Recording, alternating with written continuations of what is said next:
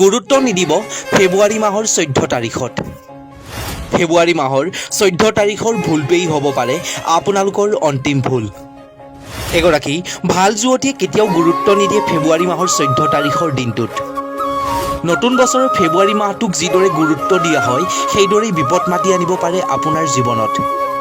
নতুন বছৰৰ ফেব্ৰুৱাৰী মাহটোক লৈ যিমান চৰ্চা কৰা হয় সিমান চৰ্চিত বিষয় নহয় সেই ফেব্ৰুৱাৰী মাহটো। কাৰণ প্ৰতি বছৰৰ ফেব্ৰুৱাৰী মাহত ধ্বংস হ'ব পাৰে হাজাৰ হাজাৰজনী ছোৱালীৰ জীৱন। পোহৰ লাইভৰ আজিৰ প্ৰতিবেদনটো আপোনালোকে বেয়া দৃষ্টিৰে নাচাব, কেৱল কথাবোৰ বুজিবলৈ চেষ্টা কৰিব।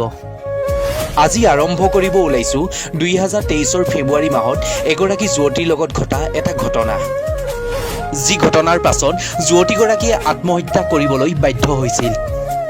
ভালপোৱাবোৰ নতুনকৈ আৰম্ভ হৈছিল, 3 মাহৰ পাছতেই আহিছিল ফেব্ৰুৱাৰী মাহটো।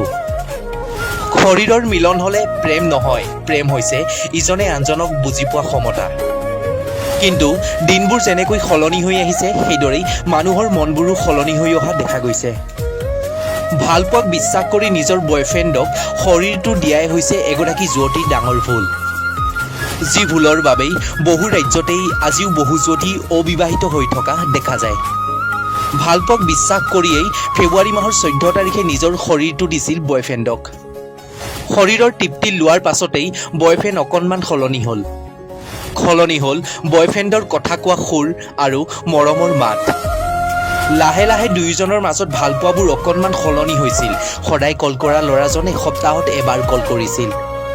যুৱতীগৰাকীয়ে কথাবোৰ অনুভৱ কৰিব পাৰিছিল যে শৰীৰৰ তৃপ্তি পোৱাৰ পাছৰে পৰা সি মোক গুৰুত্ব একেবাৰেই দিয়া নাই। গুৰুত্ব কিয় দিব আপুনিয়ে কওকচোন? ফেব্ৰুৱাৰী মাহৰ ভালপোৱা মাৰ্চ মাহলৈ থাকিব, এপ্ৰিল মাহত আকৌ বেলেগ এজনী আহিব। কথাবোৰ শুনিবলৈ বেয়া লাগিলেও মিছা নহয়। ফেব্ৰুৱাৰী মাহত বহু যুৱতী বুকিং হয়, আকৌ মাৰ্চ মাহত খালী হয়।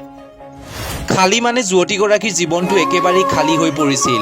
যুৱতীগৰাকীৰ মোবাইলত না বয়ফ্ৰেণ্ডৰ কল না মেছেজ আহিছিল। মাৰ্চ মাহৰ লাষ্টত যুৱতীগৰাকীয়ে গম পাইছে যে তাই প্ৰেগনেণ্ট, কাৰণ ফেব্ৰুৱাৰী মাহত কিবা এটা গণ্ডগোল ঘটিছিল। ফেব্ৰুৱাৰী মাহত গণ্ডগোল লগাই ৰজাৰ খবৰ খাতি একোৱেই নাই, কিন্তু ৰাণীয়ে এতিয়া কি কৰিব? যুৱতীগৰাকীয়ে ঘৰত কাকো কথাবোৰ খুলিয়ে ক'ব নোৱাৰে। বিপদ মানে মহাবিপদ। যুৱতীগৰাকীয়ে যুৱকজনলৈ কল কৰেহে কৰে, নট ইচিবল, কল একেবাৰেই নালাগে। সেয়ে বহু কথা ভাবি চিন্তি যুৱতীগৰাকীয়ে সিদ্ধান্তবোৰ নিজেই ল'লে। সিদ্ধান্তবোৰ তাই নিজেই ল'ব লাগিবই, কাৰণ ভুলবোৰো তাই নিজেই কৰিছিল। সেয়ে সাৱধান হওক যুৱতীসকল, কাৰণ ফেব্ৰুৱাৰী মাহত প্ৰেমত পৰি বহু যুৱতী এনেদৰে জ্বলা কলা খোৱা দেখা যায়। প্ৰেম কৰক, কিন্তু দুদিনীয়া প্ৰেমত বিশ্বাস কৰি আপুনি আপোনাৰ জীৱনটো ধ্বংস নকৰিব। All the best. মই বিদায় লৈছোঁ। ভাল লাগিলে শ্বেয়াৰ কৰি দিব। ধন্যবাদ।